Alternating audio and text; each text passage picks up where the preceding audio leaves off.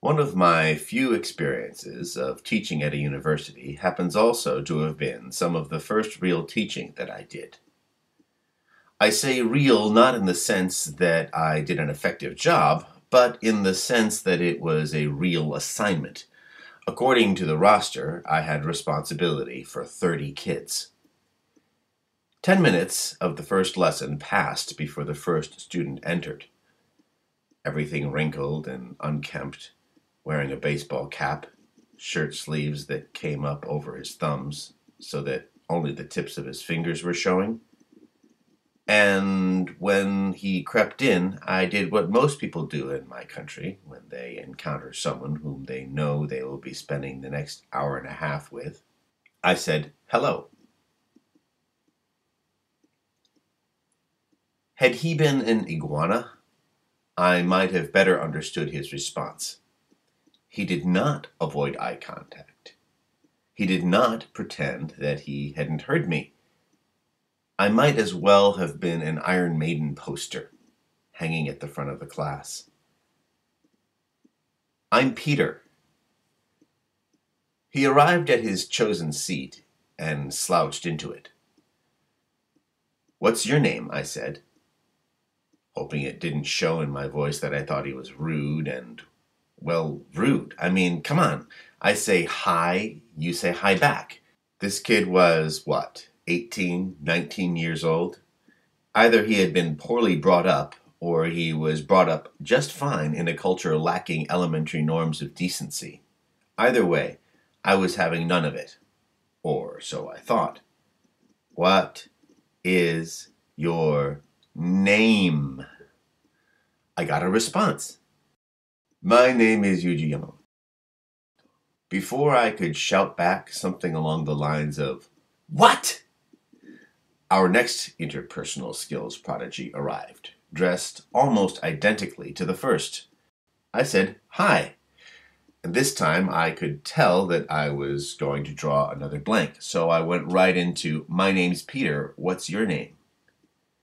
The new boy chose a location in the same row as Yuji, 2 seats closer to the door, and slung his backpack noisily into the desk chair in front of him.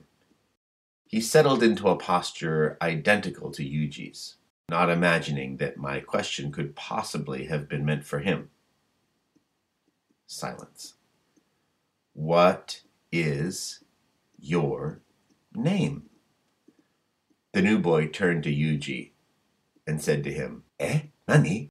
Yuji smirked and looked back at the new boy, rolling his eyes as if to say, "Yeah, I know, annoying, isn't it?" and said, "What is your name?" The new boy spoke to the floor. "My name, Takeru Takashi." Here is some footage of a wrestler named Tyler Mullen executing his preferred opening gambit, the double leg takedown, again and again and again.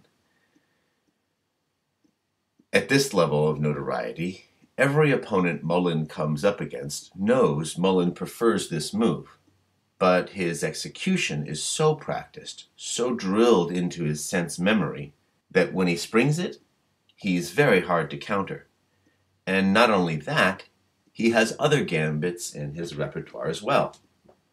A single leg takedown, an arm drag, an arm throw. All of these are gambits that Mullen has drilled for months so that he can spring them and execute them as a reflex. The dynamics of a lesson are very game-like. As with wrestling or debates or negotiations or chess, it's possible, and actually best, to string a variety of moves together in your mind that you will take in response to a variety of contingencies. In the case of Yuji and Takehiro, I was not ready for the shy kid gambit. So I had no countering gambit to it other than to become indignant. Looking back, when hailing Yuji from across the room did not work, I should have reciprocated Yuji's willingness to at least come to class earlier than the others by approaching him, shaking hands, and engaging him in a conversation. But small talk one-on-one with a student, particularly one that has low listening speaking confidence, is a serious skill. It's not so simple as being natural and easygoing. Small talk sounds unthreatening, but it's still an activity, and as the teacher, you are responsible for the framing of activities. So don't let this one be any smaller than any other set of moves you execute. It's a gambit. Play it out in your head before you step onto the mat. One way to conceptualize the small talk gambit is to build an internal list of incrementally more difficult questions that you can spiral up and down through as you gauge the student's ability levels. Depending on the proficiency level you are expecting, those questions might be, what's your name? Where do you live? Do you have a part-time job? Etc., and on and upward. But that's thinking in terms of a one-on-one situation. A small talk gambit will look a lot different if you are teaching 40 junior high school kids. One technique that I have seen used by a number of teachers is pitching a small talk question at a few individuals after calling the class to order.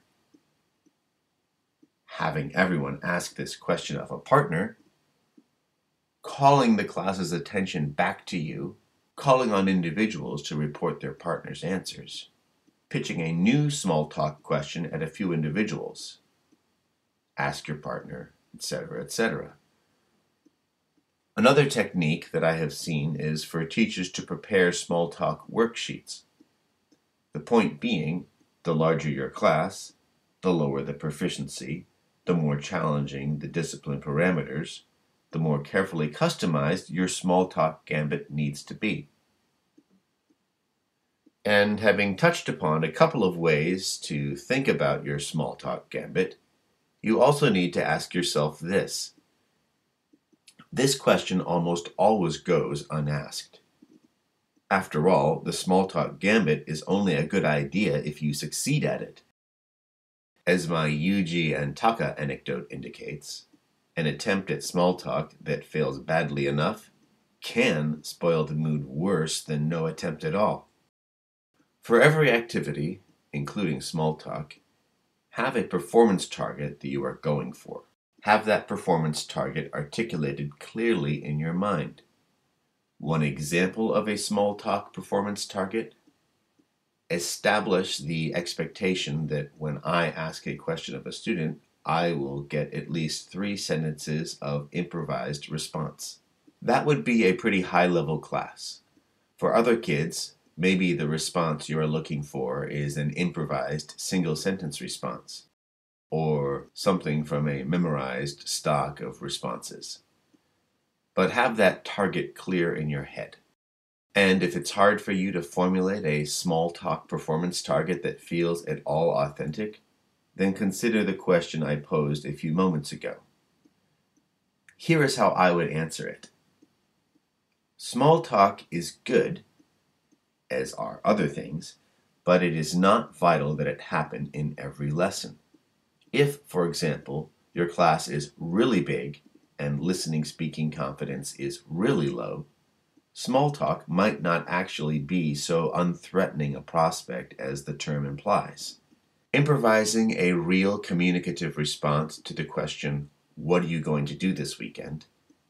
If you are not ready for it, for some students is a lot more challenging than, for example, repeat after me, I'm going to play tennis this weekend.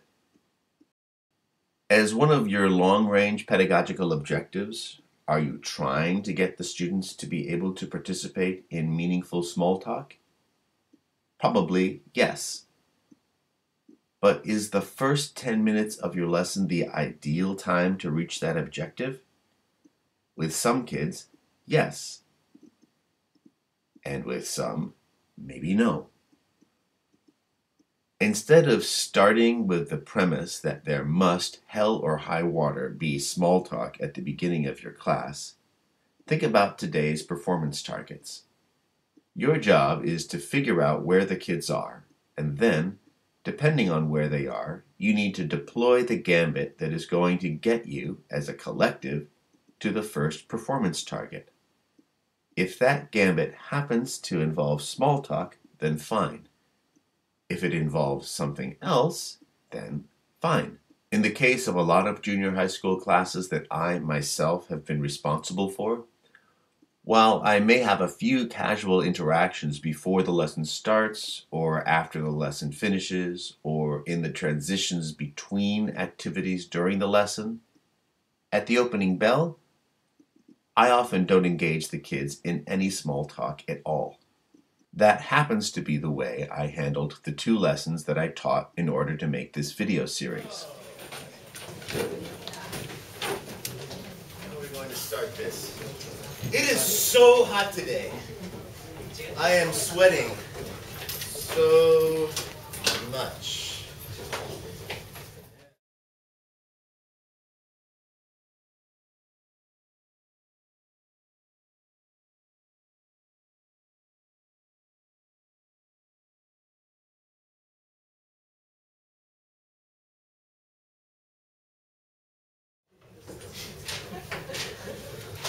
Okay, let's start easy.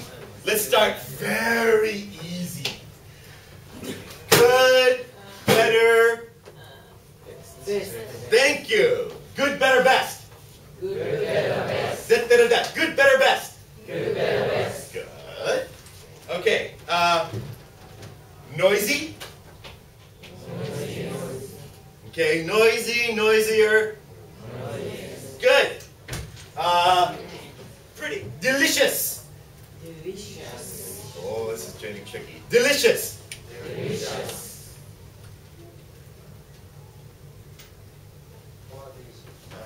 And? Good.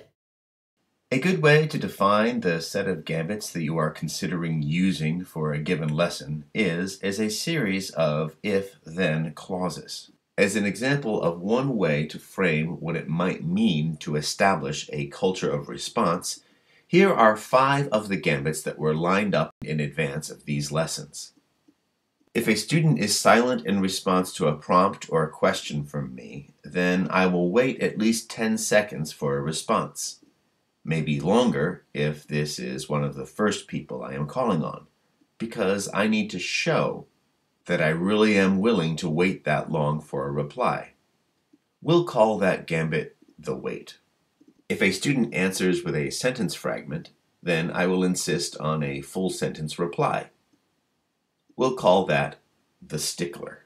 If the student says, "I don't know," and I suspect that they are actually capable of a response, then I rephrase the question and/or put clues up on the board. I will insist that they at least guess at a response. We'll call that gambit the yes you do counter. If a student answers in a soft voice or mumbles an answer, I will pull away from the student and insist that the student speak loud enough for me to hear. We'll call that the real. If a student guesses and gets it wrong, then I will express glee that they mustered a response. But I'll also correct the error and come back to that student with a similar prompt and give the student a chance to get it right. We'll call that the double take.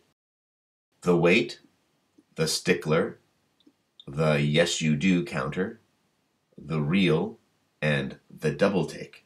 In part 2 of this sidebar, I will discuss each of these 5 gambits in more detail.